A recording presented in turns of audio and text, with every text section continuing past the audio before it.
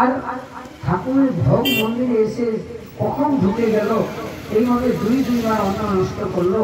এই কি যে করে না, অত্যন্ত লজ্জিত হয়ে অপরাধের হয়ে জগন্নাথ মিশ্র মস্তক নত করে বসে বিপ্র বলছেন, আরে জগন্নাথ চিন্তা করে না, আজি কৃষ্ণ অন্ন নাহি লিখেন আমারে,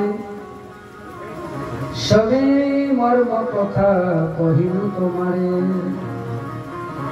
এখানে একটু দৃষ্টান্ত দিয়েছেন, যদি ইচ্ছা না হয় তাহলে ভগবান কি আপত্তি, আর তার যখন ইচ্ছা হবে তখন আপনার হাত থেকে কেড়ে খেয়েছে ভেঙে নেবে। কলা বেচা শ্রীধরের কাছ থেকে জোর করে শ্রী গৌরাঙ্গ আর থর মোচা মেঘে নিয়েছে, না দিবি তাহলে তোকে কি লাভ, আমার প্রিয় থর মোচা আমাকে দিতে হবে।